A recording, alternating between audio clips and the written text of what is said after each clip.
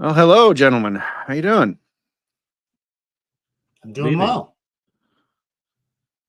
Excellent.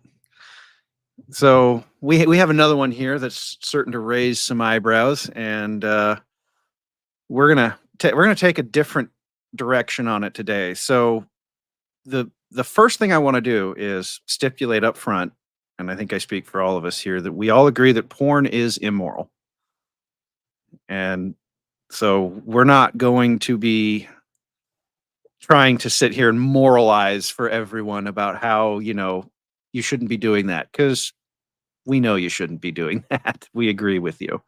Well, in addition, porn is destructive, Yes. without a doubt. It's a We're not lust of going to the be talking eye. about good porn, bad porn. Well, maybe we will, but porn is bad. We're going to go through the why and try to address some of women's views on when men use porn. Yeah. So this will be a little different. This topic actually got started because a watcher on Elena's channel DM'd her asking her some questions on a video that she posted recently. So I think what I would like to do is start with that video, and we can then I can discuss the questions that she asked, and then we have a lot of data to share. I think all of us brought different data sets. So this is the video, and it's pretty quick, so we'll just hit play here. This is my tea time with ladies. Can y'all hear that? I'm drinking green tea. It's supposed to be good for your liver and for your digestive system. Give it a try. I often hear tretcons are complaining that their husbands are watching porn. Ladies, I have a question for you. Why does your husband have time, energy, and desire for porn? Men are usually very transparent, obvious, and direct. All they want is three things. Ladies, three things: food, sex, and work. And if you won't deliver sexual pleasure to your man, if you won't bring him peace, if you won't cook for your man, he will have to satisfy his needs elsewhere. You must be doing something wrong when your man has time, energy, and desire for porn when he has you. Now think about it. Okay. So that was Elena's take on the subject, and the three questions that we got asked. I have to pull them out of out of the text history here, out of the DM history. They're actually pretty good questions. The first question is, do you think it's possible for a woman to be doing all these things and a man still just have a desire to watch porn? Yes. Absolutely. It is. Sure. Yeah. The second question is, or is the problem just that women get offended by porn? Oh, interesting question. They do. They do. Oh. And this is the question that we're going to be diving in pretty deep on today. And the final question is, or do you think it's unhealthy for a man to be watching porn? Yes. I think it's unhealthy. Yes. Yes, it is. And I think we can actually, not just spiritually. Oh, yeah, absolutely. Well, speaking of, Nick, you sent over some data last night. Hey, before we get into that data, go ahead. In the pre-chat, I added a fourth question. Okay. What should a woman do about it?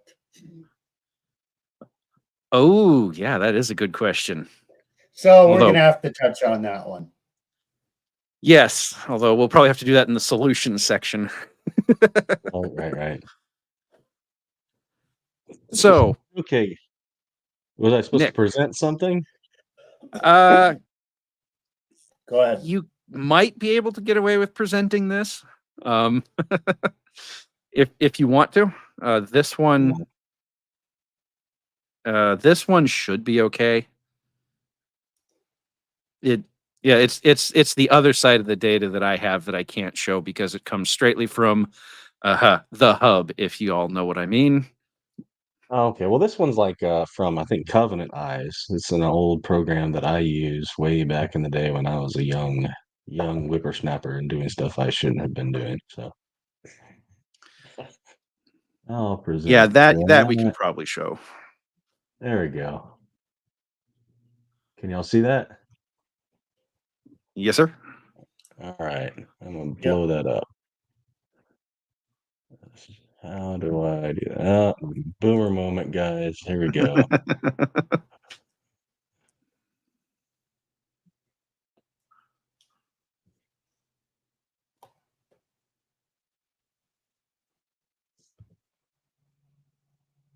I'm gonna have to change how I present this. Hold on. Multiple boomer moments now. Yep.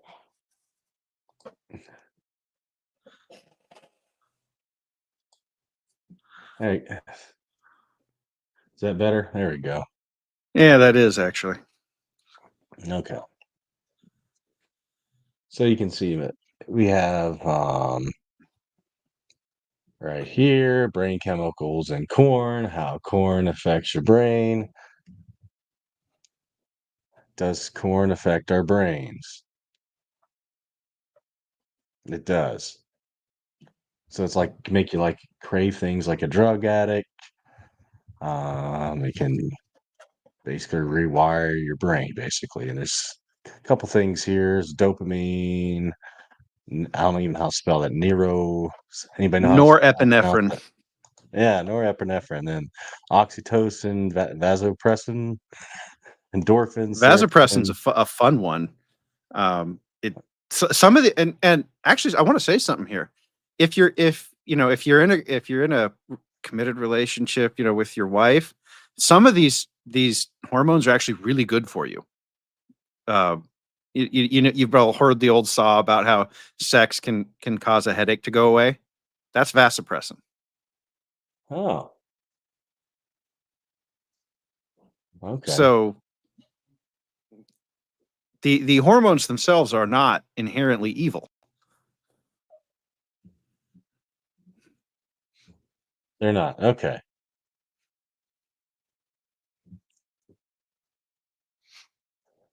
So basically, we're talking about the chemicals here. So what happens when we watch porn? Let's sum this up. Basically I'll just read this. Your brain is an incredible biological computer with billions of neurons processing all sorts of information, shaping your emotions, bunch of chemicals, and it's work together to give you pleasure, pain, and other feelings. Your brain's also designed to adjust and adapt to different environments and stimuli. It references Mhm. this book, The Porn Circuit, talks about hormones and neurotransmitters involved when viewing porn. It calls it a neuro cocktail. So it talks about dopamine. So when having sex or watching porn, I don't know should you say that word? I don't know. We might be far enough in. You can say it now. I forget what the time limit is. Oh, we're not endorsing it, so Yeah, no, it's we are not. released. It's released into a region of the brain responsible for emotion and learning, giving the viewer a sense of sharp focus and a sense of craving. So it's like I gotta have it. So it gives And you dopamine kicks for a lot of different addictions. It isn't just this one. oh yeah. So it's like get your fix. Remember where you get your fix. You need to get your fix. Yes, exactly. So it creates that fix cycle of pleasure. All right. And then what's that word again? Norepinephrine. Okay, norepinephrine. Okay, it's like epinephrine, but norepinephrine. So norepinephrine is also released, creating alertness and focus. So it's like, yeah, so it's the brain's version of adrenaline tells the brain, oh, Mhm. it's about to happen. You need to get ready for it. So it looks like it gives you some sort of kick. Oh yeah. And sex and porn also trigger the release of oxytocin and vasopressin. These So hormones help lay down. Got something to say? I So oxytocin is also called the bonding drug. Oxytocin is released Right. during hugging and by pregnant mothers and recently mothers who've recently given birth. And That's what breastfeeding. men have. Yes, That's what men have after they release and doing the sexual act, correct? correct. Yes. Yeah. Okay. So it releases that oxytocin, vasopressin, and the oxytocin's that kind of binding thing that Mm-hmm. And these hormones. vasopressin is a vasodilator, which is well that's what causes your headache to go away, among other things. Oh, yeah.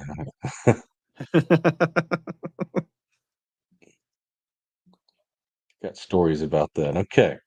So They bind a when a woman says, I can't tonight, I have a headache, the husband should Understood. say, I have the cure for that. Because the tried it, it husband didn't does work have the for cure 11 for years. that. Tried that for 11 years, didn't work. Yeah, it never seems to work in practice, that's for sure. Uh-huh.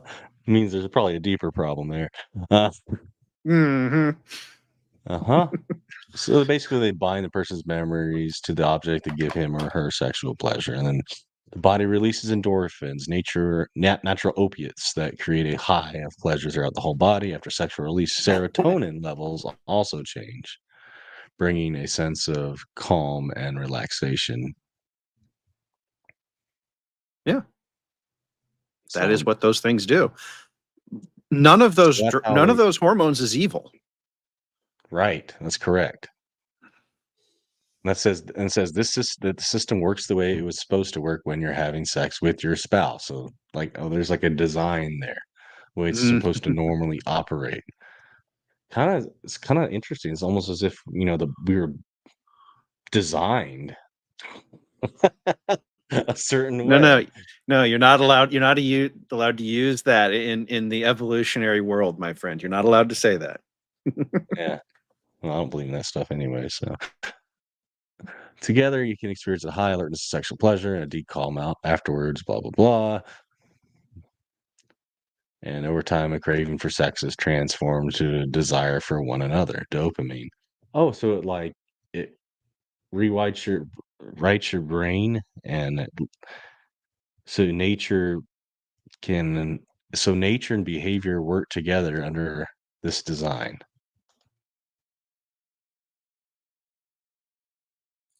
Pretty much. Oh, so there's a They proper can. behavior that works well with this design. There is good behavior. Yes, that works with this design. There is There's an bad behavior. exception. Once you Okay. once you finish, or do you want me to go through the exception now? Sure. Actually, I think Okay. There's much more to this. You're just talking about brain chemicals. There's more going on. Pheromones are a component of attraction. And so that brings two people together that should come together because they're biologically compatible. When the woman is on birth control when they met, they might not really have been designed to come together. He doesn't smell right. His biology doesn't match hers. And this is really complicated. But assuming that it does, then it's going to bond them together. If it doesn't, and they weren't designed to come together because they kind of subverted that, I'm not sure if this will work.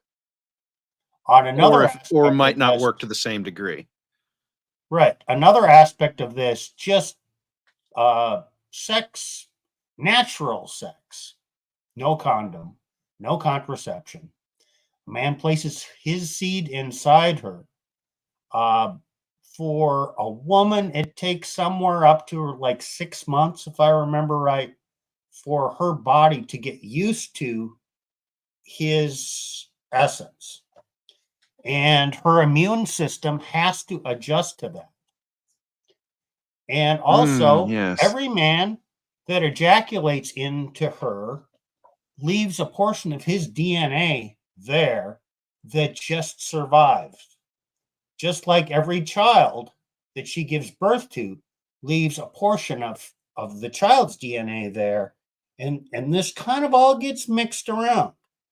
And we've all heard that a woman benefits from the testosterone that's injected into her in the lovemaking act. And it tends to have positive effects on her. Sex is really complicated. We're not just machines banging away at each other for pleasure. It's really complicated. Yeah. Yeah, we had some good discussions on that earlier in some other videos. Maybe we should get back to that again or delve into that deeper, I think. But Well, the thing I is, think though, the point here is that yes, it absolutely has a major effect on you.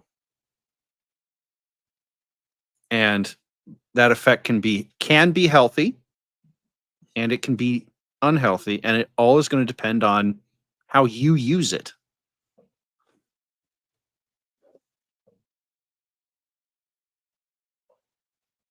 okay. So there's pheromones involved. So birth control is DNA. probably not a good idea. There's all these other things involved, but what happens with porn though? Well, we just got done saying that all these hormones rewire your brain. Right? Okay. So it's going to rewire parts of your brain to do it. Mhm. Now, Has disturbing side effects. Here we go. okay. He talks about 3 measurable effects that researchers have noted. So the brain is tattooed with porn. So it's like it's designed to remember certain things. So it's imprints, basically. You could also say it's imprints on the brain. Your brain gets the signal that something important has happened. So when you see the porn, that happens. Consequently, porn can leave an imprint of the image on the brain long after it's viewed. Yes, that's true. Many people who have quit looking at porn still have minds full of pornographic images. Yeah, that's true. Images that won't leave. Okay. You can still remember those many, many, many years afterwards. Why is that? Hey, Because of the can I chemicals. point out You have something to something? say? Sure. I want to point out something else here that'll come up later. It's not only images that are imprinted on your brain, it's themes, it's ideas, it's Feelings. actions, it's fantasies, it's things I want to try, things I want to do, how I want to feel. Okay, it's not just images. And we'll come back to that. Right, Plutarch? Oh yeah. We have lots That's more in right. store.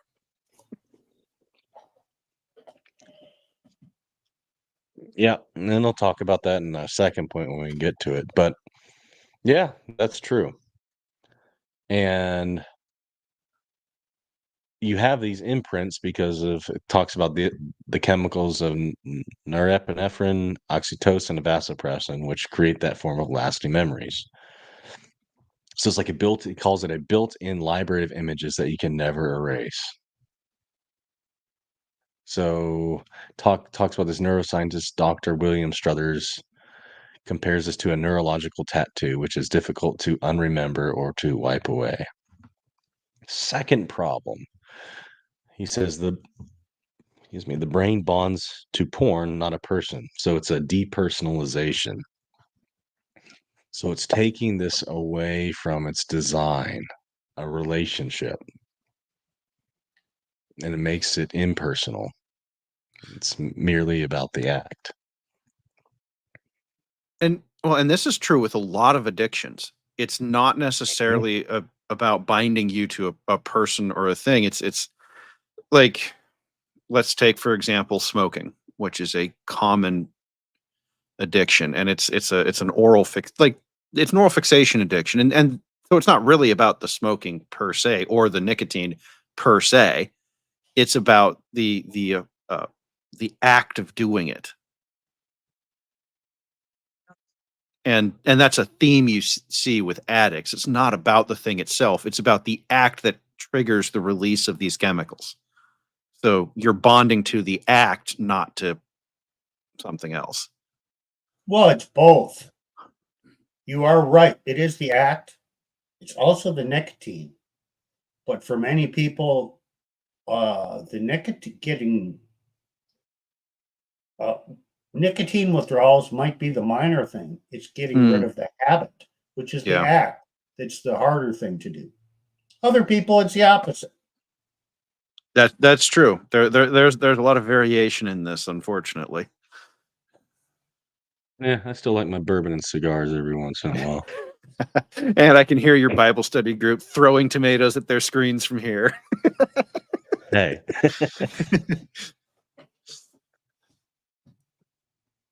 Every once in a while.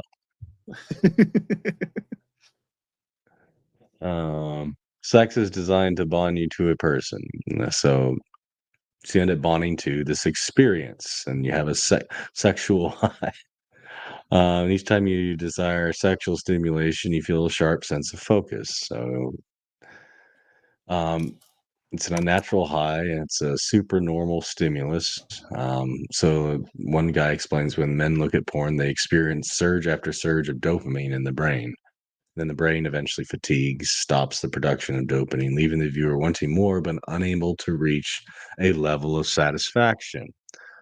So as Steve was kind of talking about, as a result, everyday pleasures stop causing excitement, and the viewer seeks out more novel and more intense pornography to get the same high as before.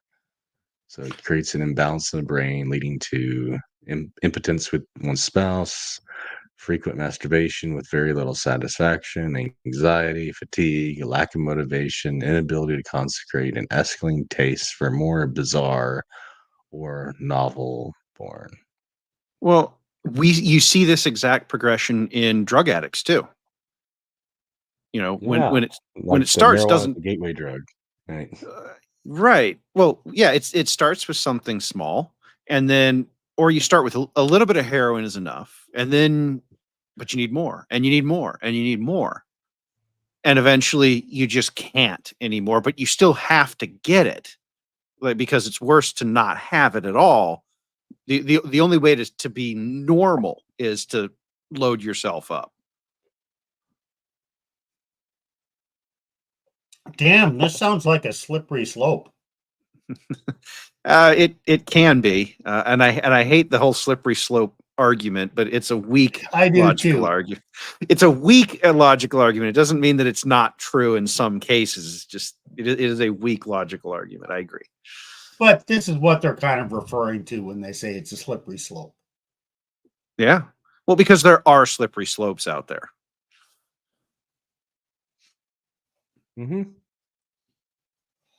So basically, tastes for more bizarre, and you go more intensity, and then it comes to the third, shrinks your brain, and then you start doing it. It'll get to that crazy stuff. So it talks about this is I don't know how they came up with this, but they say porn shrinks your brain. I don't know if that means different functionality by just saying that, but it just says they're smaller than normal. Talks about the brains of habitual porn users show great similarity to the brains of alcoholics. Now, it specifically talks about, see, I am not a neuroscientist, so I don't know. I have no expertise in this area. So, a brain Yeah, structure none called of the us do. ventral striatum plays a significant role in the reward system of the brain, the pleasure pathways, and the same part of the brain that lights up when an alcoholic sees a picture of a drink. And it talks about a similar study, a German study found similar results. Then there's another alarm. So there's 3 strands of studies. And Struthers talks about that viewing pornography and masturbating actually weakens the region of our brain known as the, I don't know if I guess that'd be a cingulate cortex, the Mhm. region that is responsible for moral and ethical decision making and willpower. This means means feeling the compulsive need to look at porn. And here we go. It may lead someone to engage in increasingly risky behavior, such as looking at porn at work, consuming more extreme or even illegal porn, or even acting out sexually in other ways, such as visiting strip clubs or soliciting prostitutes. It's interesting that the more society degenerates, the more they try to legalize things that used to get people in trouble. Well, we have a large number of people whose brains have been destroyed who need these ever higher levels. So we got to make them more legal because it's either that or you have a riot, right? At least Or you that's could what just this deal with the situation, but that would that would require require shutting certain things down, it would and the require donations would telling stop. people to do Political it would donations require would telling stop. people to take effort they don't want to put in. You know, people are gonna they would have to put in work that it's just easier not to. So It's easier not to do nothing. Doesn't mean exactly. it's a good thing to do.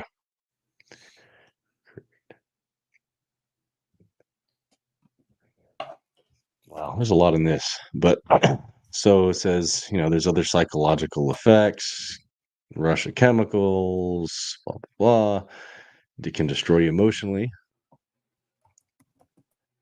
Porn may increase anxiety or depression. Porn can change sexual beliefs. That's interesting. I Ooh. believe Steve's going to get to that one later. Porn often intensifies shame. Porn can lead to memory loss. There's withdrawal symptoms. Okay. And then they try to point a way forward. So there's a link if you go to Covenant Eyes and learn more. There you go. I am done with that. Well, there's a lot in there, isn't there? Oh yeah. As Steve was saying, this is a very complex topic. Yeah. Porn bad. Man bad, yeah. Well, porn bad, man bad. Well, that porn is also a weapon. Sexual liberation is a weapon. And E. Michael Jones wrote a book, Libido Dominandi. And it's subtitled Sexual Liberation and Political Control. And it's a pretty good book going through the history of how sexual liberation is actually used to politically control people. He's got a second edition coming out very soon. And I'm going to get a copy of that. I'll probably buy a copy for Nick and Plutarch. And we might pull some things out of that book for future episodes. Okay. So one of the things that I don't know if I think it mentioned in passing, but dude, if you're married, if you want to please your wife, viewing this stuff is going to lead to what we call a limp dick. So that's pretty shameful. That would be embarrassing. It's embarrassing, and a lot of our viewers want to say, hey, I'm a real man, I'm a man's man, I'm a patriarch, or I'm a red-pilled masculine man. Well, yeah, there's also a problem, Nick. Sometimes a limp dick is a relief. Instead of coming home all horned up and saying, hey, let's get down to business, and she says no. So instead of that frustration, you come home with a limp dick and say, I'm good. Oh, it's You, just you like Nick know, while married, right? You're Steve, going that Nick actually while married. happened to me. That actually happened a couple times in my last marriage with my ex. That actually, it was Hey, like, I'm glad I'm not. hey, we're trying to educate women on porn here. We got to bring up, what is the reality here?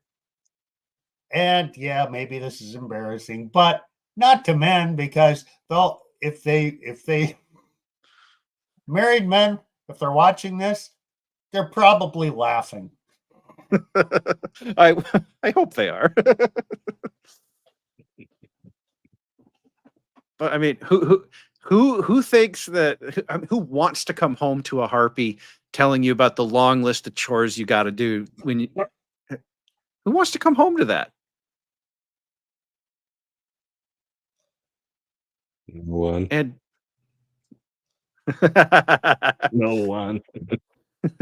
right. Unless they have some weird twisted fantasy, it could be, I wouldn't put it past people Oh, these days. okay, Nick, but why do you think we're pushing chore play right now in culture so hard? Oh, because cuckoldry, they want an emotional man. Yes. Yeah. So I don't think that the culture minds that much if a guy comes home limp with a limp, shall we say, because that means that he has more time to do the things that milady demands he do, and this should Mhm. make the lady happy, right? Oh, you mean pedestalization, the pedestalization of woman, right?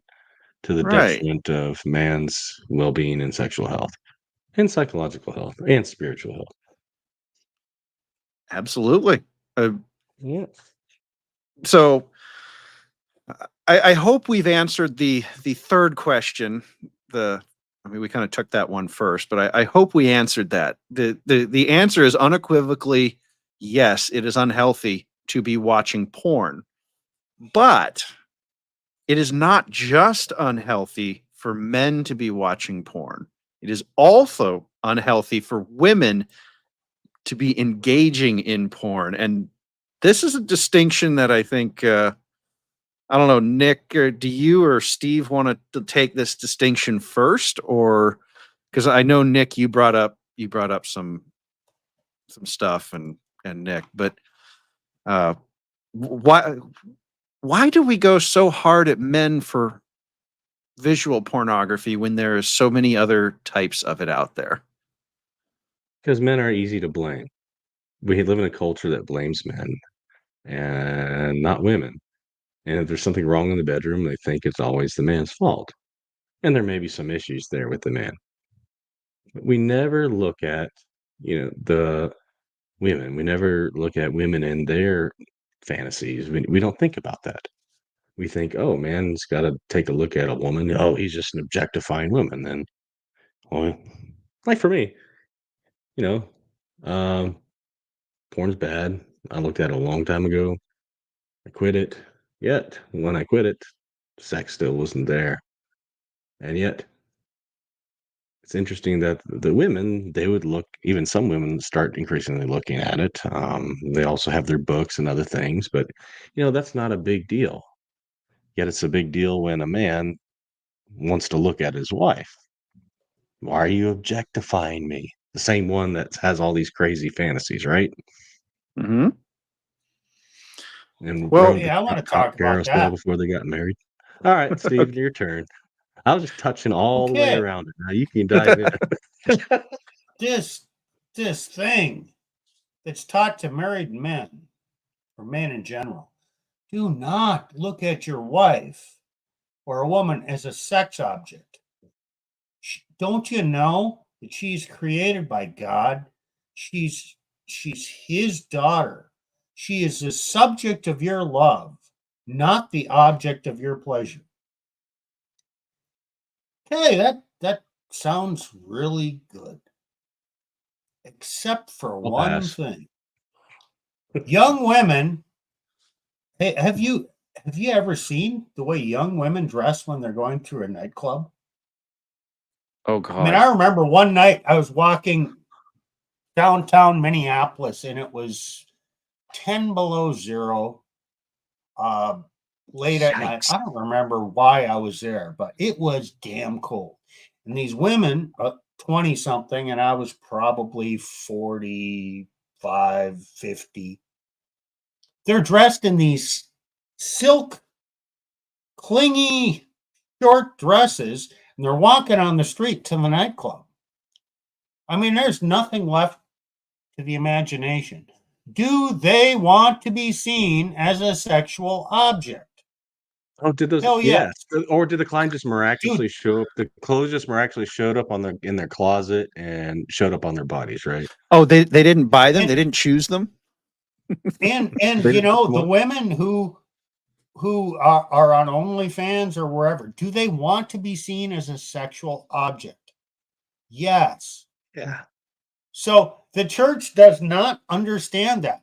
Yes, okay, a man needs to love his wife, but he also needs to see her as a sexual object. She has this wiring that he needs to just desire her so much that he can't keep his hands off of her when she wants that. When she doesn't want that, well, no. Of course. You shouldn't be looking at me and thinking about me in that way when I don't want it. But when I want it, he absolutely should be thinking about me like he can't stop but just ravage me. So they're kind of wanted to be treated like sexual objects. And if you treat your wife never as a sexual object, that's not good either.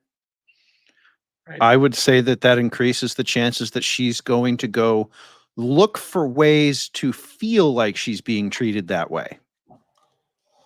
Yeah, it's kind of complicated, Right. isn't it? Well, But she dresses up for girls' night out, right? But not for you. yeah, but she can get Chad at the bar to look at her that way. Look, you girls, you know that's what you're doing when you dress up for girls' night. You know that's what you're doing. And you shouldn't Don't- have one, by the way. Completely agree. But A hose night we out. need to be honest here with ourselves, people. That you dress up that way for girls' night. You know what you're doing, and ladies, your guy knows what you're doing too. And the reason you stick with him is because you know that you can walk on him and use him, and he won't, throw you away. Well, men, your woman does this. I would say throw her away. Because she's already decided that she's would throw you away for somebody better in her mind. So, Yep, and your bedroom's probably already dry anyways. I mean, yeah. So I So, would say nip it in the bud early. If it's a recurring thing, absolutely throw it to the curb. But, it's your job to, stop this behavior before it starts. Or she's going to test the water. She might be Mhm. saying, I'm going to do this. And maybe you make a mistake and say, okay, you can go out with your friends. And probably the first time she doesn't dress really provocatively. But yeah, it's probably going to escalate. So nip it in the bud. but what don't they? But what if their friends and them try to say, well, she just has a really low libido. bullshit. Speaking from experience, that's bullshit. Oh, I'm there, man. I've been there too. I've heard that shit too. A low libido with you. Exactly. Oh, She there you had her go, there you fun go. in her early days, and she might even just be an alpha widow. I don't really want to bring up all the red pill Yeah. terminology, but she had her dangerous fun. church goes. And you're the dumb Potentially. church schmuck that wifed up the alpha widow and thought you had a trad wife. Yeah, she's the man you settled down with. Nick, stop telling my story. And now she needs to Hey, be it's prim fine, and too. proper.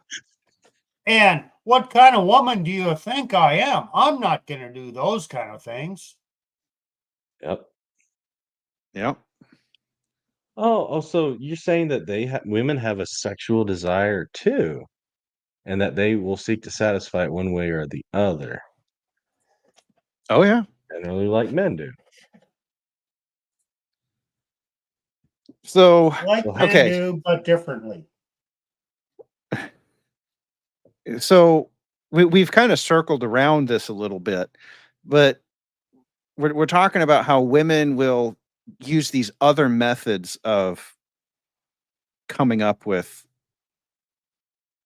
Well, it's because it's not visual, and the point that I want to make here with this is that women are primarily driven by emotions, and that plays to their sex life too, which means that when they're seeking something else, they're not looking for a visual experience. They're looking for someone or something that can make them feel in such a way that these same chemicals are kicked in. And so we see in the culture, oh yeah, shame men. They watch all this porn, they objectify all these women, et cetera, et cetera, et cetera. So can we have a candid conversation, ladies, about your romance novels? And No, we can't. okay. Well, okay. Before we throw that away, Steve, I want to bring in a couple of videos because I think they demonstrate something about how women. I think it demonstrates that women do actually know what they think that what they're doing is not acceptable. Now, these are both shorts. And some of these might even be staged. I don't, for clout. I don't know, but watch the woman's reactions. Press my palms against her back, dragging her to my chest. In my wedged against her heart. What are you reading? What? What am I reading? You tell me. Hunter Michael, What am I reading? What is that? that's my book. This is what I read on my That is not a book. That is not a book. It's a book. It doesn't have a lot to If it. you read that, you should be in jail. Hunter, How can you call that a book? the music you listen to should put you in jail. That's all about.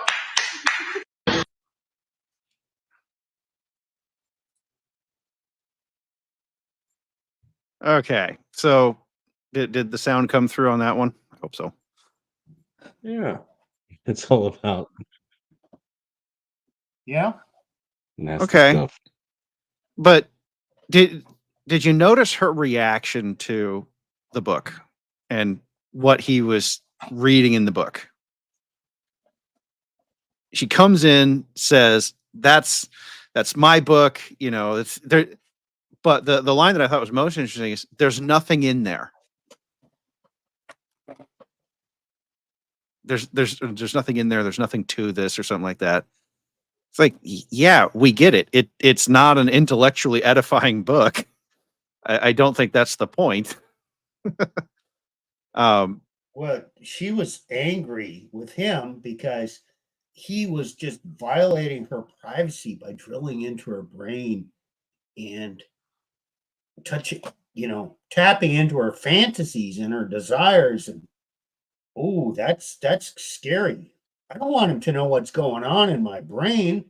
He might see the real me, not the facade Bingo. I put out. Mm-hmm. Exactly. And he had to bleep stuff out when he posted this because the content of that book is I would say that and I don't know what the title of the book is. So I think it was like If You Stay or something like that. I don't know. But it's a pretty well known. And I would say that book has explicitly pornographic language in it. Not not visuals. It's not like a cartoon book of large boobies, but did you guys also catch the shame she had on her face and how quickly she tried to take it away from him and cover it up? Yeah. Well, let me point out something else. As visual porn for men has become more explicit in the last and more readily available in the last 20, 30 years. I mean, progressively so. Romance novels have been around for my entire life. I would imagine 40, 50 years ago, they were less explicit. And they've probably become much more explicit now than they were back then. It's a similar progression. It's There's a greater I market didn't. now. I'm surprised There she had it definitely is. I'm surprised she had it in book form. You mean like not on a Kindle or something, or on her phone or something? Yeah. Uh, Yeah. well, but the book form has a tactile component to it that the phone does not. It is. So something to think about there. Yeah. But Steve, you brought up something interesting that I hadn't thought about before the stream. When you said, "Oh, I think it's gotten worse," I think if we look at Twilight, the movie, the book series, and the movie series, and then I don't know if people know this, but the whole 50 Shades of Grey was actually started as a fan fiction rewrite of Twilight for adults. Yeah. And I have a feeling that if you look at 50 Shades of Grey, you're going to find a pretty significant turning point in romance novel culture at that point. Yeah. So I can't prove it because frankly I do not read books like that, so I do not know.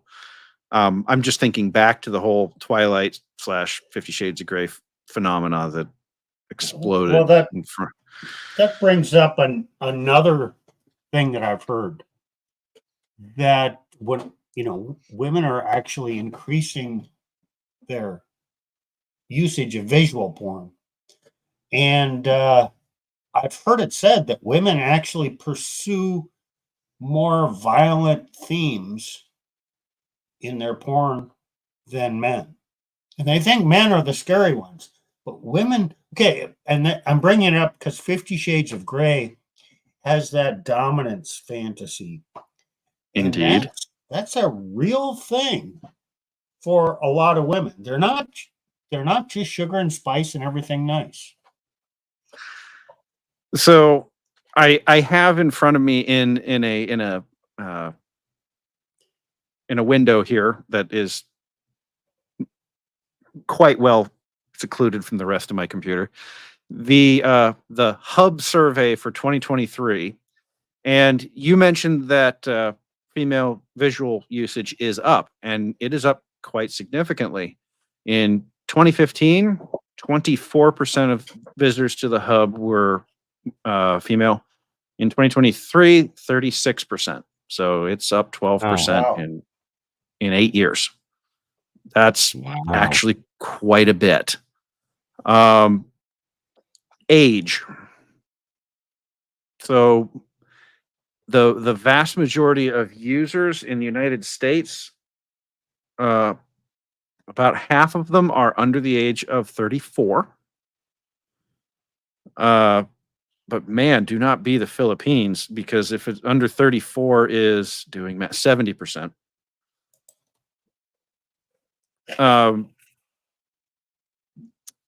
So, and I'm looking for, because they do have the stats. I can't find them for what women look for. Yeah, we lost Nick for a minute there. Yeah. Oh well, okay, there he is. There So it is.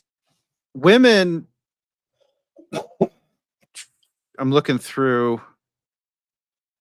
Yes, I'm sorry, guys. I'm looking through this stuff, but I'm not going to show it because, frankly, we don't need that on our screens.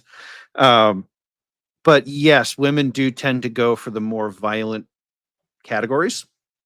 that is in the data. Again, I'm not going to list them or any of that. We don't need to get into that. So, and this is data from the largest site in the world. Hey, Interesting. Go ahead. I want to say something about that. That what I'm calling dominance, women's desire for dominance and fantasies around that. That's not. It's easy to understand. I don't think there's anything wrong there because they kind of desire a dominant man. But when they're in a romance novel or viewing it, they are wanting to be so desired by the man that he does whatever she wants him to do, but yet she's still in control of what she wants. Does that make any sense? So just, I mean, the man and woman, the man is supposed to be the head, the woman is supposed to be the helper. So there is a hierarchy there. So some of this desire in what she's viewing reflects that hierarchy. And so it's not that she's twisted or wrong for looking at this. It's that it's not expressed in a healthy way in a marriage by trusting her man and, having proper sexual adventures in the bedroom with the man she's married to. Not the porn, right? Not the porn and not the fantasy novels. So, yeah, I don't want us to be criticizing women for their desires. And any women who happen to watch this think they're bad for having certain desires. Preferences. In what? No, there's certain sinful preferences, but there's a genuine desire for a man to be, masculine and in control. That's a good desire. Right. It's hard to describe it, but that's what I'm trying to do. Right. There's natural desires and there's unnatural desires. So, yeah, like with the, men. Look, we don't need to see the donkey show, guys. No, but women are shorter than men. Women desire a man who's taller, in a good shape, because she kind of likes those big muscles and how she can feel small and he can do what he wants. As long as it's what she wants, not what he's forcing on her. Right. We do have to make that clear. Well, so Steve, earlier on, you brought up a point about the programming aspect of this stuff, and I have data on that too.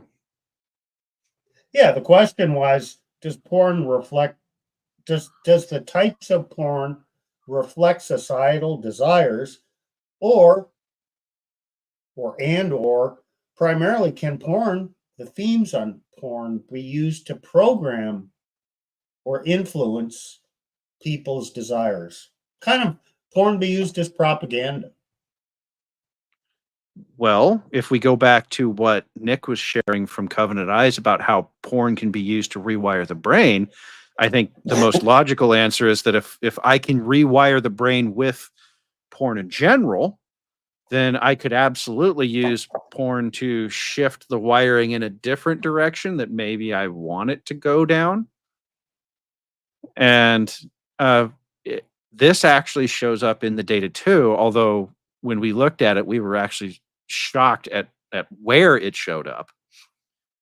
So as there is this political thing right now with the Skittles people, and particularly the T's of the Skittles people. And one piece of data that they have here is that women, compared to men, are 175% more likely to view porn of the T variety. Okay. And this was the one that really surprised us. Most people, if I asked you, which generational cohort do you think is watching the most of that T variety? You probably would say Gen Z, maybe millennials. The millennials are some, but they are the least involved in it. Gen Z it doesn't even make the list. I'm not going to say they don't, but Gen Z doesn't even make the list. It is so with millennials, it's plus 20%. With Gen X, it's plus 24%. And with boomers and older, it's 58%. Dang. So you're saying they've been around longer to get twisted further? I am reporting the data right now. I can't even imagine why that's true. It boggles my mind.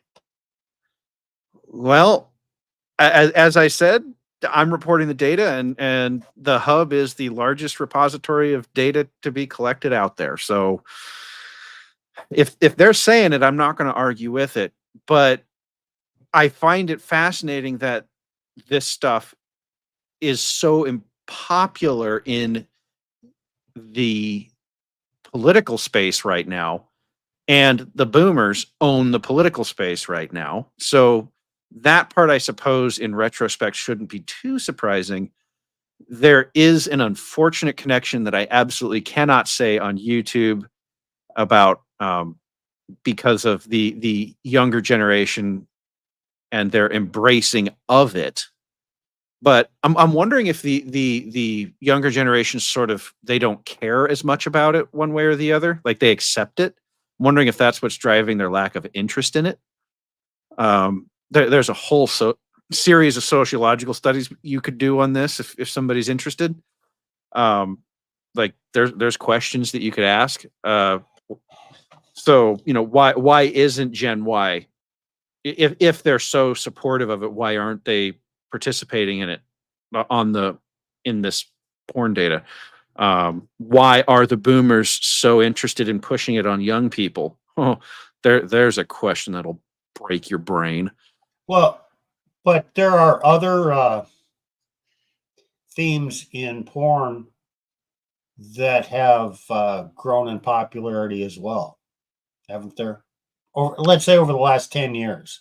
I mean, it's all categorized, and the popularity of certain categories has grown, and maybe the production of those has grown to program people. And isn't there a term in hypnotism or NLP called anchoring? Can't you? Anchoring is just a common psychological effect.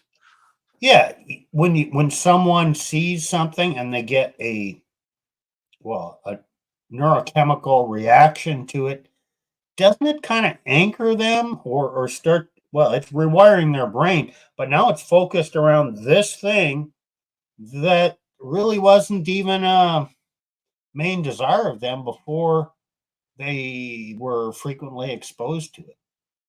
Does this make any sense? I kind of see that's like a different way of stating what I was saying before, is that Gen Z is so accepting of it that they're so accepting of it that it's normal to them. So right? desensitized. They're desensitized. Yeah. And so they don't feel degenerates. They don't feel that same sort of need to go seek out the strange and the unusual. It's not novel, to use a word from your. Oh yeah, that's a good point. Right. It's not novel to the younger generations, and I'm wondering if that's what's going on here. That's a good explanation. So that is just. Go ahead. The whole thing is seeking out the taboo, which you can't have an experience, so you have to live it out in your mind, in your fantasy, which is maybe a lot about what drives porn. But then, what you're focusing on is also driven by what you watch. And so it's not a Well, and simple thing, is it? no, there's A lack of absolutely no, it's, a so it's lack a of what? it shows that's a complete, it shows on a spiritual side. It just shows people completely lost and abandoned, completely covetous, in rebellion, and a lack of contentment in their lives. Yeah. So I just thought of this. There are consultants, or I don't know, handlers or managers, whatever they call them, for certain OnlyFans OF women that Mm-hmm. they give a portion of their earnings to, and he crafts, well, he or she, I assume it's a man. We'll just assume it's a man. He crafts okay, this is what you're going to do. This is the demographic you're going at. This is your persona, all that. So I'm guessing there's a science behind the peddling of porn, the marketing of porn, how to gain audience, how to increase certain things, get popular. The things we're talking here today, aren't we kind of just dipping our toes into? Yeah, there's a lot to this, and there's probably experts out there who've turned this into a science. Hmm. I Yep. I would have to assume so. And I hate to say this, guys, particularly out here in the content creator space, but a lot of those tactics that work for porn are going to be the same ones that your favorite creators using on you right now. I I do not know enough to name them and shame them. I agree that they're out there. I don't know what they're called. Oh no. Hey, we are going over the boundary here. We're going from countercultural sexuality into narratives. Oh, Maybe okay, this yeah, will no, get on okay, the yeah, rugs. we won't do. Yeah, we don't need Well, to it's do that, guys. all I'm saying is I have no idea. Like it that Steve, it never even occurred to me that yes, there might be a science out there that you could do that. I was just saying, well, the tactics are going to be very similar to what your content creators or your non-porn content creators are doing.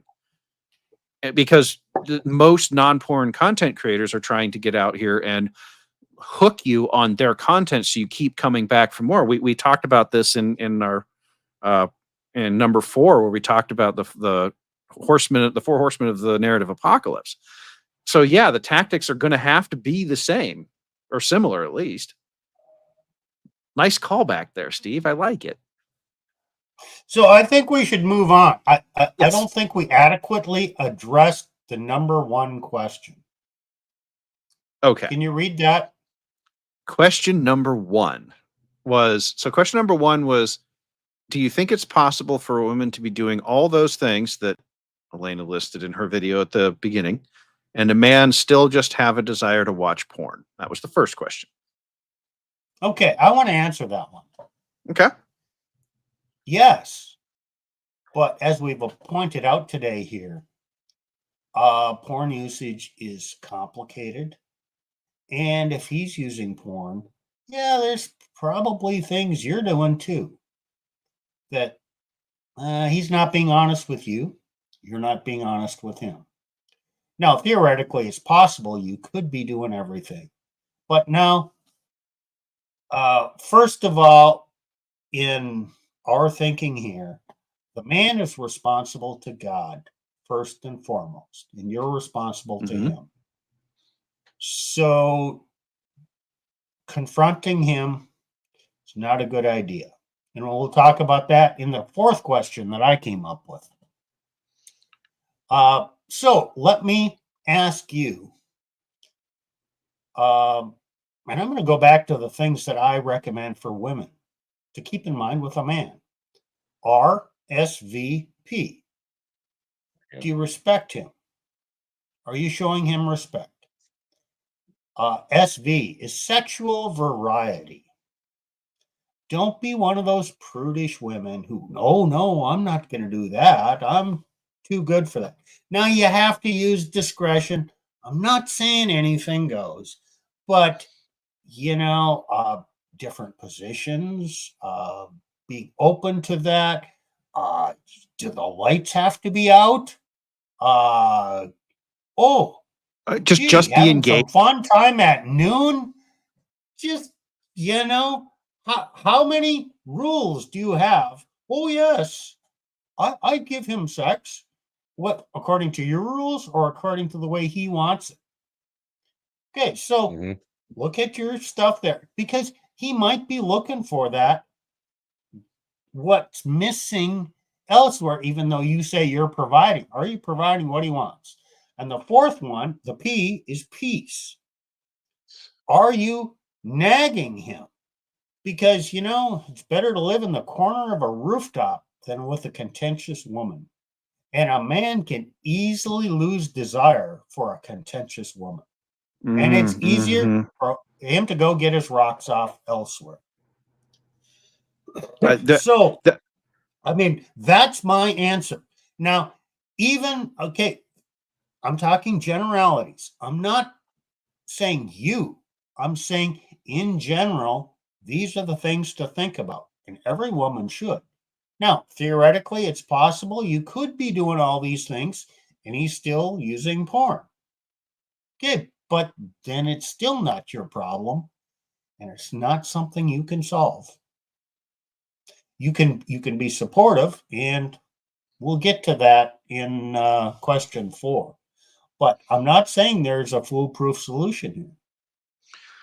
Well, and so speaking to this from my experience with my prior marriage, honestly, there's a lot to be said for just showing up and engaging. The a dead bedroom doesn't necessarily mean that you're not having sex at all. But if you're just sort of laying there and you're not engaging with it, trust me, ladies, we know that you're not actually interested and that you're just quote unquote throwing us a bone, right? We know that. We'll take it because it's offered to us. But if that's what you're doing, my contention is, and if that's what you're doing and your guy is also watching porn, my contention is you might want to look at that. We married you. We got into a relationship with you because we're looking for a human. We're looking for a person. If I needed something to just lay there, well, there are far cheaper ways to achieve that. Right. So, and the nagging, ladies, I cannot tell you how much the nagging can kill the bedroom. If you want me to just be absolutely uninterested in you, then you just don't. It's hard to even describe how much of a libido killer nagging is. It nothing in the world you could do is going to kill it faster than nagging. Yeah, he comes home riding high, walks in the door, and you start nagging. Ooh, man, things get pretty limp pretty fast. Here we go. Guys, like, here we go again. Oh, shit. To deal with this. Why the hell did I come? Well, oh, hey, Why do you ladies. think a lot of men stay at work for Yes. much longer than they otherwise would have to? Oh, you think he's at work cheating? No, not necessarily. He just doesn't want to come home to you. Imagine that. Honestly, when I was working, I won't say the name, but I was working at a Fortune 500. They had lots of women there. They had lots of pretty women there. The guys who were staying late, they weren't engaging with those women. The married guys, no, they weren't engaging with those women. You could just tell that they really didn't want to go home. Hey, what did I say? R SVP. The last one is peace. He comes home and he's not getting peace. He's also not getting a piece.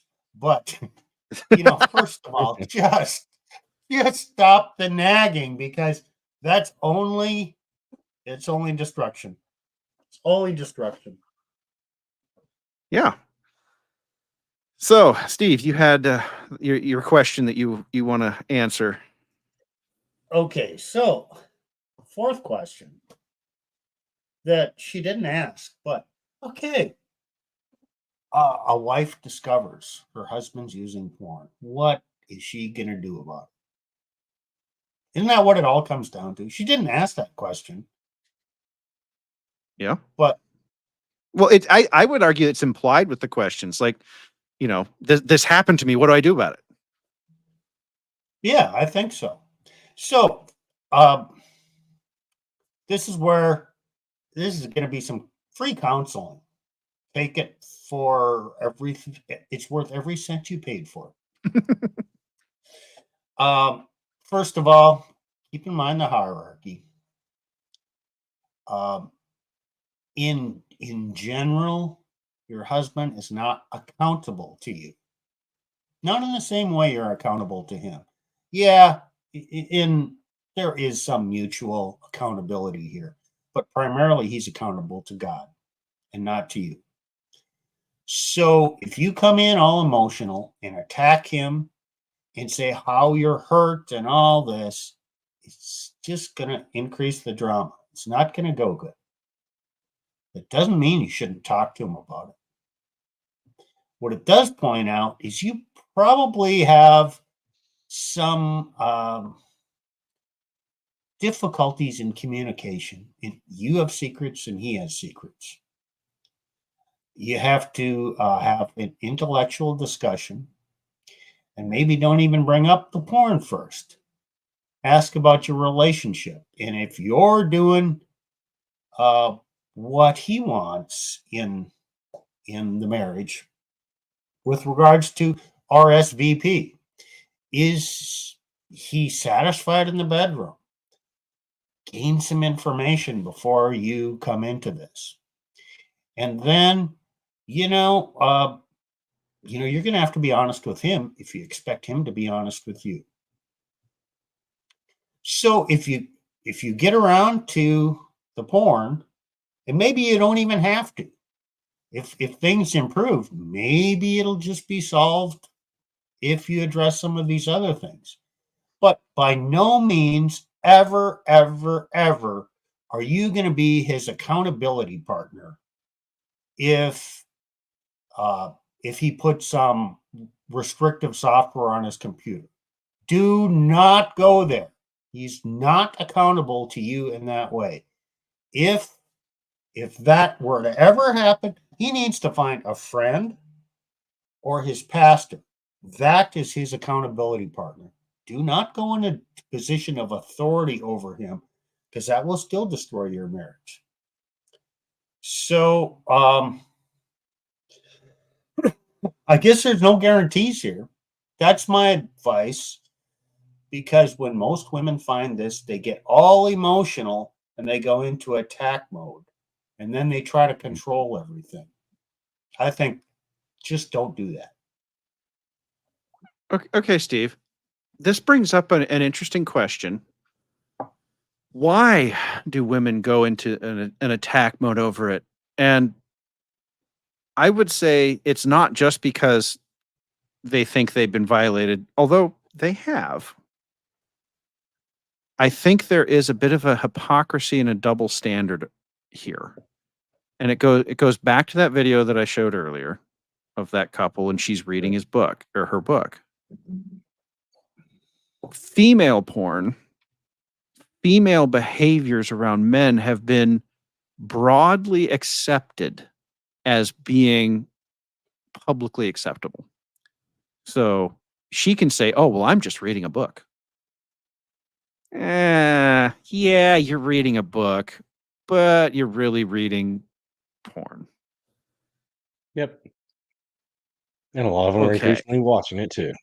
So, And yes, and as we demonstrated, we are seeing an increase in watching the visual stuff as well. So, and Steve was very in a very nice and gentle way saying what I'm about to say, and that is, women, there is an incredible amount of hypocrisy in your own lives in the way you handle this. Because society has told you that your forms of porn are acceptable. You now think that and that the guy's forms are not. You now operate from this mode of, well, I can shame you for yours, but you can't shame me for mine. Even though I know it's shameful. Look at her reaction. She takes the book away, closes it up, and hugs it to her body to keep him from reading it again. She knew that what she was reading was shameful. She knew it was porn. But because her form of porn is acceptable, it's okay. So, well, even like in the church, they do that. It's always shame men for this, this, this, this, and this. And I'm not saying that it shouldn't be there to some extent, right? You should shame it, you should condemn it. mhm, But mhm. where's the other condemnation? Why is it just the men in their forms? When actually a lot of the women are doing the same forms and another form as well. 36% of them are doing the same form, which means I can guarantee you that if I'm speaking to any pastors or elders out there, I'm sorry, there is a large contingent of women in your church who are on the hub regularly. Why don't we talk about that? Yeah, and here's another tendency among women. If they attack somebody for some behavior, they can't be attacked for the same behavior because it's like, well, yeah, you do that too. Men don't typically do that. Once you accuse someone else of something, they really Mhm. can't accuse you. And throughout human history, there have been people who have criticized others for the behavior that's within themselves because they feel guilty about it. So if they project that guilt on others, uh, somehow it makes them feel better. I don't So, quite understand it, but it's a very prevalent thing throughout history, not just in the sexual area, in all areas. This so behavior. in law, they actually have a term for that. There's a legal term for that. It's called confession through projection. Hmm. It's so common that the law has a term for it. So, yes, the thing is, women know that, and as Steve said, men tend to either not do it or not even know it, and so women know that if they make the accusation first, and you see this in um, breakups where the woman is setting herself up to get as much as she can, she's going to go accusing the man of as much as she can. Oh, Yes, Nick, I see you oh down there shit. laughing. Oh shit. You bring that So to that home to everybody me, huh? here who has a camera on, Hmm. who's been accused of being an abusive man, who's actually been abused, raise your hand. See, I was never abused. I was never accused of being an You don't abuser. have your Thank camera God. on. I knew that. Yeah, yeah. Well, I'm going to state it. I was never accused No. of that. Thank God. I wonder if that's partly because she knew that there was a level that the church was just not going to buy because I was in that church for decades. So it's possible. I don't know, but Well, have we covered this dream? I think we have. This is a hard one for all of us, I think. Well, it wasn't Yeah. hard. It's just that Difficult men don't really subject. want to talk about this. Yeah, Well, Well, it's So important. we're like Star Trek. We boldly go where no man has gone before. yeah, we did. We went there. Well, there's a one man that went there. His name was Jesus, and He went after both men and women. And He went after the woman at the well, and uh he went after those that thought that they were righteous and they were not. And he said, "You have heard that it is said of that by them of old time, thou shalt not commit adultery. But I say unto you that whosoever looketh on a woman to lust after her hath committed adultery with her already in his heart." And the same can be applied to women. So, but You know, but Nick, he didn't say that. He didn't say it applied to women.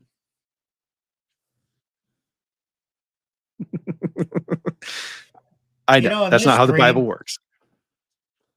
we talk about things, controversial things, that really aren't touched on elsewhere. And that a lot of people are reluctant to do. But in reality, if you talk about it, most people really don't care and they might be appreciative. Oh yeah, they might use it against you. But really, do I care what people on in this world think about me? It's really, I mean, I have to stand before God. Whatever I do here, God knows all this stuff already. So Yep. don't, it might be uncomfortable, but I think Christian men should talk about this stuff a lot more because there's a thing where everybody thinks, well, no, I'm dealing with things that just are unique to me. And yeah, I'm just different and I don't fit in and I'm more sinful and I'm blah, blah, blah. No, you're not that unique. Sorry. We all deal with this stuff. So let's talk about it in, without creating scandal, but in a tasteful way. Well, so the hub has a lot of data about viewage, and I hate to tell y'all, I'm looking for the specific numbers, but um, okay, okay, this is all category stuff. There are So the United States on the hub is 3 times more than the next 19. There are a lot of people out there watching this. I guarantee you that no matter which church you're in, no matter which denomination you're in, it's there. probably over half of your church, I think that's a relatively easy statement to make, is watching this stuff. And that includes a large percentage of the women in your church. The average duration is an interesting one. In the United States, it's 10 minutes, which I think actually speaks to a little bit of shame. They're not sticking around a long time. They go in, do their business, they're done, they're out. Let me point something else out. If what was it, 54% of boomers are looking at the 58. Skittles, 58%.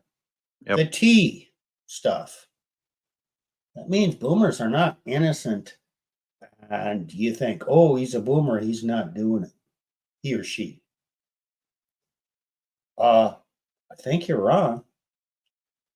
They are just as influenced by the culture as everyone else. They're Mhm. not immune. Absolutely.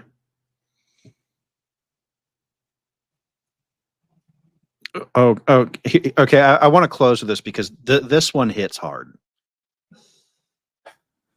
This is titled Favorite Times to Watch. The most popular, and they do this in like 1 a.m., 2 a.m., 3 a.m. The most popular time to watch, top 2, is 11 p.m. to 1 a.m. Sunday night.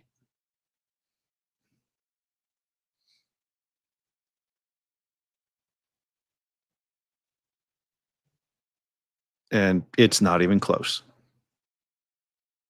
Sunday evening into Monday morning is the most popular time to watch.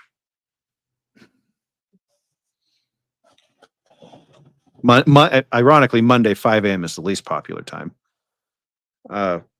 So there's very definitely a bent towards, I'm going to come in Sunday night, I'm getting ready to go to work, but by the time we get to 1 a.m.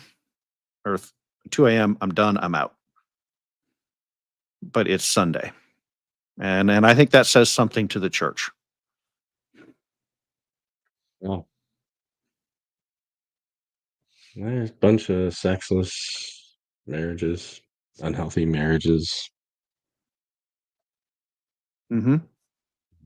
There's a lot of stuff going on. We've talked about it before. Just fat, overweight, overstimulated, people who aren't content, and a lot of the feminist bullcrap that deceives and deludes a lot of women, and they have a lot of baggage.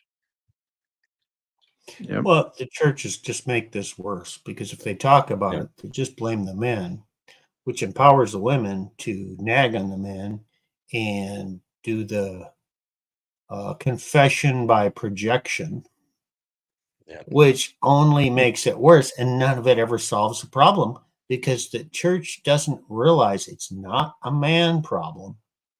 It's the woman It's a not putting sin out, and problem that's affecting men and Mhm. women. They each Yeah. have they each have blame or culpability. They each have sin. Yeah, it's different. Sometimes it's really similar, but you got to address the whole issue, and that's not being It's done. true. Well, and there's something I want to bring up here, and this comes out of a Portuguese experiment with drug addicts. And one of the things that they discovered was shame. Oh, the shame is actually the most likely response, the most common response to being shamed for an activity is to go do more of it. So if you're sitting in the pews on Sunday morning and you're getting shamed, the most likely reaction is going to be that you're going to go do more of it.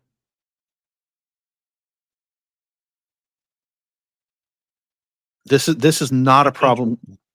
Yeah, this is not a problem we can solve with shame, in my opinion. The studies on drug addicts show this. This is going to be a problem that is going to be dealt with, and I don't think you get to deal with this by shouting a sermon from the pulpit and saying, "See, there, I dealt with the problem." In fact, probably all you did was make it worse. Because as Steve said, she's going to feel empowered to go home and shame him for it. He's been shamed earlier in the day at church for it. He's been shamed. And the way that, Well, go ahead. I was going to say, well, yeah, does bear responsibility. He should have some guilt for his sin. Mhm. But I think it's also only one half the equation is that he probably has zero to little access to what we call enthusiastic sex with his wife. Well, that's just it. So the shame would work if his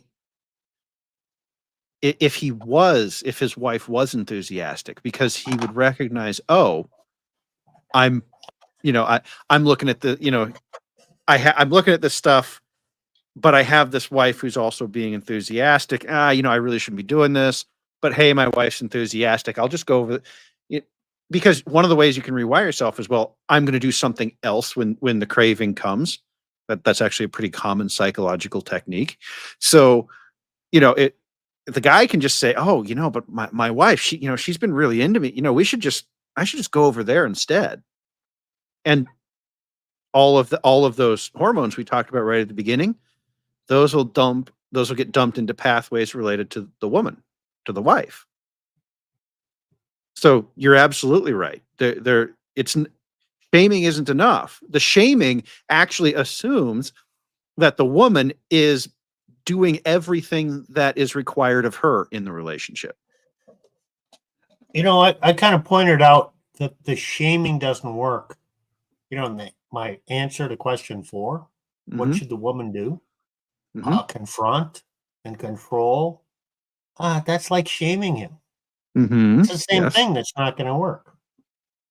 Man, I can't help but pointing this out since I'm Catholic. Catholics have a solution to this. You guys don't.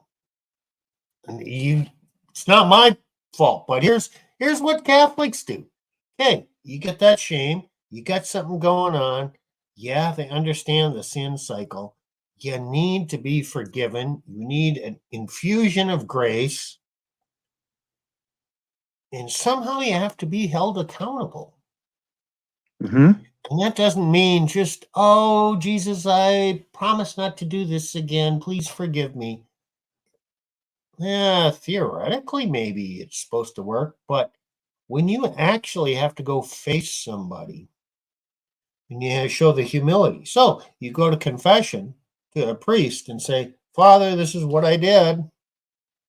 And I'm trying to work on not doing it again.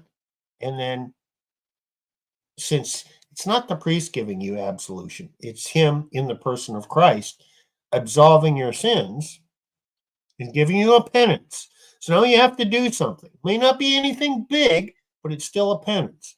So that's a method. Now, when this method went away by people going, leaving the church or going to Protestantism, well, a lot of this confession type thing went to psychology and psychiatrists, and now you go see your therapist and you talk Mm, about these things. But the therapist has no authority under God to actually do that. And so they basically just try and soothe you and say, well, that's not so bad. I understand. Well, that doesn't really address the spiritual side. Now, okay, I'm just talking about the Catholic perspective. I'm not beating up on you two guys. Uh, give your perspective on what your solution to this is. Oh, there is no office of church counselor. So a lot of these, like even like the OPC and crap, they try to throw these like you have to go to this counselor, you need to do this. I said bull crap. There is, we think, Presbyterians, we think we have a biblical de jure divino church government. So where the hell do you come off saying you need to go to this therapist, you need to go to this counselor? I call bull crap. You just don't want to do the job and hold people accountable as a pastor and elder. That's what they should be doing. Pastors and elders should be the one that they come to when they have a problem. You should be available. A well, male pastor should be available for the men to come see him.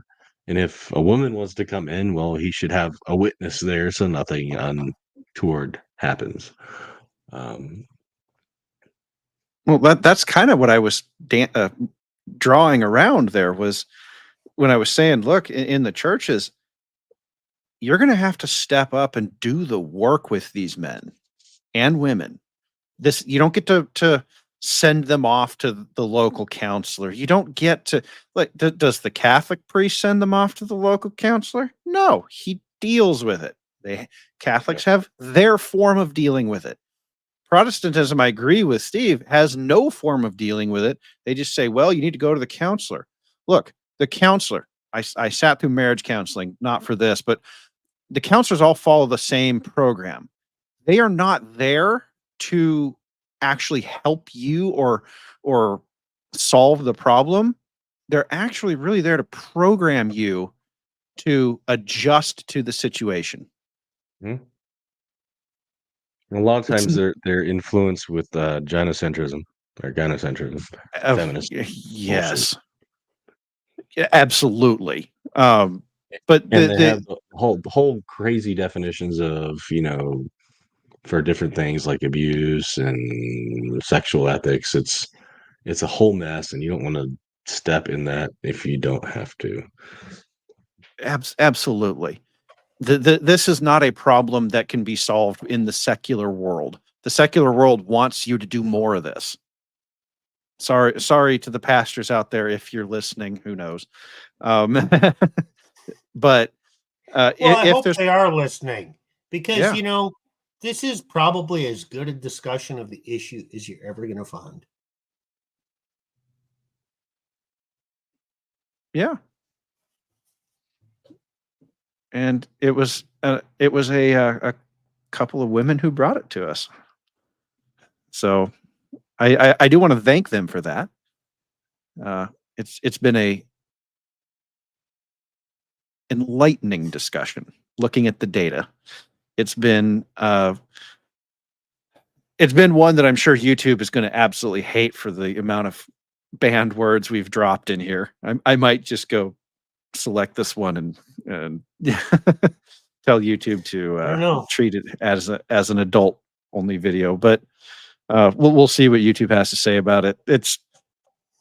I've been, if I stopping a lot this time, it's because I'm rolling through the Rolodex of words that I can't say.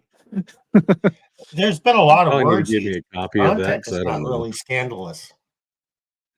Yeah, that's the trouble with these simple censor filters, is that none of what we said was scandalous, except in the sense that we are kind of calling out the feminist double standard here. So, but the censor isn't smart enough to figure that out. So, yeah, this was. I mean, I hope people can get something from this, and honestly, this is probably one where we're speaking more to the church, because I don't think the secular world has even a desire to try and fix this. I think the secular world wants more of it. Probably. So, Makes sense to me. well, gentlemen, any last words before we wrap it up?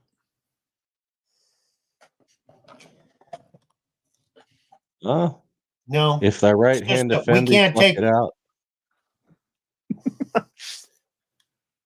You go, Steve. Then I'll say something. It's just that we just can't talk about any topic without making it controversial. Well, the word says, if thy right hand offend thee, pluck it out and cast it from thee, for it is profitable for thee that one of thy members should perish, and not that thy whole body should be cast into hell. Basically, don't do what Origen did. You don't need to castrate yourself. That's a church father, or so-called church father, if you're Roman Catholic. But I don't really like him much either, but he has some good stuff and some really bad stuff. But yeah, you don't need to castrate yourself. You don't really need to pluck out your eye or anything like that. But that means that, you need to, some part of you internally needs to die to that sin. You need to humble yourself and cut that out of your life. All right. Well, Good. For your own good, spiritually and physically. okay. Well, if anyone's still watching this, please do like, subscribe, and honestly, this is one that probably needs to be shared more than anything else with other men, other couples, other women that are struggling with this stuff. So this is one that I'd love to see a long tail on if it gets shared around. And yeah, thank you all for listening in. And we will see you on Monday. We are going to be talking about the Trent Horn and what's the other guy's name? Cooper? Can't remember his first name. They did a discussion on. Go ahead. Yeah, the red pill, and I don't know what was the topic of it. I think they called it red pill, dead pill, or something like that. Yeah, red pill, dead pill. Yeah. So that'll be Monday, and then Nick, you have something for us on Wednesday. Yeah, we're gonna do, is Dabney the red pill patriarch, or is Dabney a red pill patriarch? So we're going to look at Robert Louis Dabney and his teachings and how they kind of comport with the red pill, and how they don't. Okay, very, very interesting. All right, well, with that, we will see you all on Monday. Take care. Yep. But.